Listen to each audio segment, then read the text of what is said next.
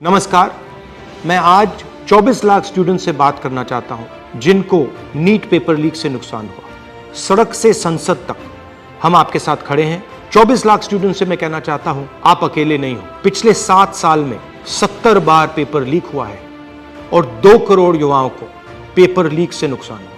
एक साथ हम ये लड़ाई लड़ेंगे और ये लड़ाई जीतेंगे। मेन इशू जो है वो हमारा पेपर लीक है। Sir, it's not only about 24 lakh NEET students, it's about whole family. There was a digital leak also this time. हमारे सोशल मीडिया अकाउंट्स बैन किए जा रहे हैं, हमारी वीडियोस डिलीट की जा रही हैं। मेरा नाम पूरे सा हम लोग नहीं हो पाता। और आपके हाथ में, अगर आप क्लैरिटी से खड़े हो गए और पीछे नहीं हटे, उन दोनों को आपकी बात माननी पड़ेगी।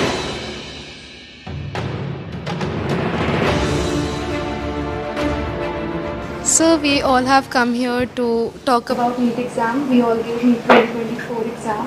And most of us are 620 plus above who are sitting in this room. Last year 610 was the cutoff. बाकी cutoff 657 पहुंच गई है। 630 जो बेंचमार्क होता है एक रिस्पेक्टेबल स्कोर का, उसमें देखो कंपटीशन तो बढ़ता है। तो जो इन्फ्लेशन रेट है वो 40% से सीधा 400%। सर सिर्फ ये बोलना कि कंपटीशन बढ़ गया और पॉपुलेशन बढ़ गया, I don't think this justifies the statement.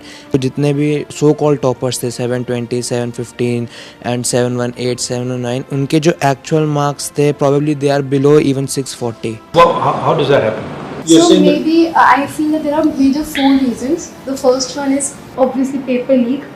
Second was that there was a digital leak also this time, like on Telegram channels, or majorly there were other platforms as well.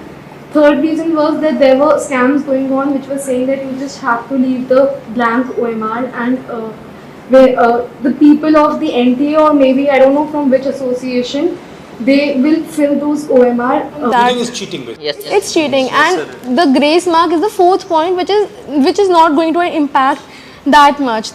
Sir main issue जो है वो हमारा paper leak है, क्योंकि sir सबसे पहले अनुराग जो students था उसने ऑलरेडी स्टेटमेंट्स में कहा है कि एग्ज़ाम लीक हुआ है। सर एग्ज़ाम लीक हुआ है, उसने ऑलरेडी प्रूवन किया हुआ है। और हम शिक्षा मंत्री श्री धर्मेंद्र प्रधान जी से मिले थे, उन्होंने स्टार्टिंग में कहा था कि एनटीए में कोई ऐसा कुछ गड़बड़ी नहीं हुई है, और जहां पर 2 सेंटर्स पर ये चीज़ देखी गई है उनको हम अभी वहां पर जांच की जाएगी। और हमने मांगे रखी थी कि रीनीट होना चाहिए और सीबीआई जांच होनी चाहिए, बट उन्होंने सीधा जो आंसर दिया था वो दिया था कि सब चीज़ हम सुप्रीम कोर्ट की मानेंगे, जो सुप्रीम कोर्ट फैसला करेगा वही माने। बट सर सुप्रीम कोर्ट ने डायरेक्ट जितने भी केसेस हम PIL डाल रहे हैं लोग इस चीज़ के ऊपर, डायरेक्ट जितने भी फैसले हैं वो सारे 8 जुलाई को दिए जाएंगे। बट उससे पहले स्टूडेंट्स पर इतना स्ट्रेस बढ़ रहा है, इतना प्रेशर पड़ रहा है। सर हमारे पेरेंट्स भी इस चीज़ से दुखी हैं कि बच्चा मतलब इतने मार्क्स ला रहा है कि वो एलिजिबल है हर साल के अकॉर्डिंग। बस मेन जो डिस्टर्बेंस हुई है इस एग्जाम में वो है एक तो पेपर लीक, और दूसरी जो स्टूडेंट्स जो एनटीए ने ग्रेस मार्क्स दिए वो तो एक छोटा सा उन्होंने ग्रेस मार्क्स दिए वो अपने पेपर लीक को छुपाने के लिए। सर इतने दिन से आपको पता है कि गर्मी कितनी है, कुछ लोग गर्मी से मर भी रहे हैं, लेकिन सर हम स्टूडेंट्स और हमारे पेरेंट्स रोड्स पर इतनी गर्मी में सर लड़ रहे हैं इंसाफ के लिए, लेकिन सर हमारे लिए कोई भी कार्रवाई नहीं कर रहे हैं, ना ही हमारे इंसाफ के लिए कोई कार्रवाई कर रहे हैं। क्योंकि सर हमारे सोशल मीडिया अकाउंट्स बैन किए जा रहे हैं, हमारी वीडियोस डिलीट की जा रही हैं। हम अपने लिए आवाज़ उठा रहे हैं, उनसे रिलेटेड जितने वीडियोस सर कोई भी गलत कंटेंट नहीं है, हम सिर्फ आवाज़ उठा रहे हैं अपने इंसाफ के लिए। उसमें सर हमारे जो सोशल मीडिया अकाउंट है या यूट्यूब अकाउंट है उनको डिलीट किया जा रहा है, बंद किया जा रहा है। 1 day of the whole year, तो वो हमारा दिन डिसाइड करेगा कि हम डॉक्टर बन रहे हैं कि नहीं। मेरा पापा नहीं है सर, डैड नहीं है, मर गया। तो मेरा मम्मी अकेली है सर। सर मैं 2 साल ड्रॉप लिया सर। 2 साल में मेरे को स्टडी नहीं हो पा रहा सर, अच्छा से घर में प्रॉब्लम, मनी का प्रॉब्लम, लॉन्ग टर्म में पैसा बजट नहीं हो पा रहा सर। ऐसा मैं सोच के मेरा माइंड भी अब ये भी लोड हो रहा सर, मेरा ब्रेन भी। मेरा मॉम पूरे सर हम लोग नहीं हो पाता, और एक बार नहीं हो पाता सर लॉन्ग टर्म लेना को, ऐसा सोच रहे। अभी रीनीट कराओ तो इजी होता सर। मतलब सर कंक्लूजन है कि रीनीट ही अब हो सकता है, रिवैल्यूएशन तो कोई नहीं होगा।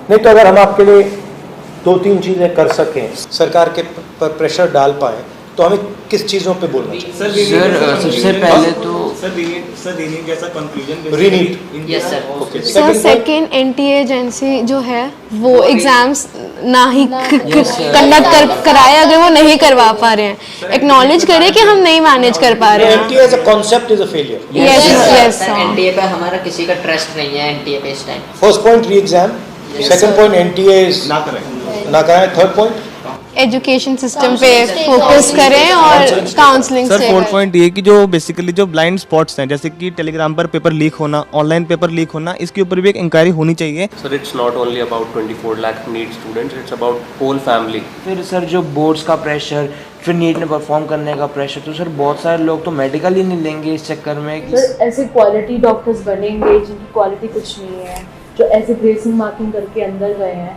जब वो डॉक्टर्स बनेंगे तो can you imagine the condition of the people of India. आपको क्या लगेगा, आप अगर कोई ऑपरेशन करवाने जाएगा, क्या वो वापस लौट के आ पाएगा? हमारे पास इतने सारे केसेस होते हैं, मतलब हमारे नोन में कि भाई किसी को और का पेशेंट इसका स्टेंट डालना है, उसका इंटेस्टाइन निकलवा दिया, उसका किडनी निकलवा दिया।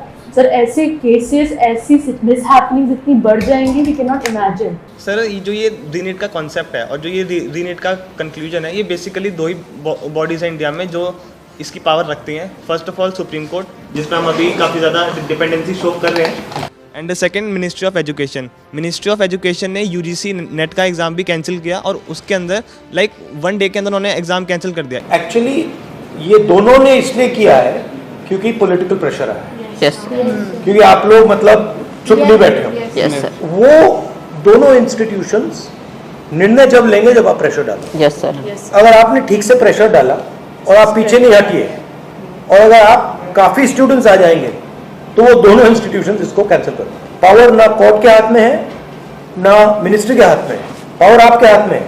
अगर आपने क्लैरिटी से खड़े हो गए और पीछे नहीं हटे, उन दोनों को आपकी बात माननी पड़ेगी। ठीक है, थैंक यू। आपका जो एस्पिरेशन है, आपका जो विजन है, इसी से देश का विजन बनेगा, इसी से देश की प्रगति होगी। अगर सरकार आपकी रक्षा नहीं कर सकती है तो ऑपोजिशन आपकी रक्षा करेगी। ये जो आपका मुद्दा है, इसको मैं पर्सनली संसद में आपके लिए उठाऊंगा और पूरा का पूरा दबाव हम सरकार पे डालेंगे। धन्यवाद।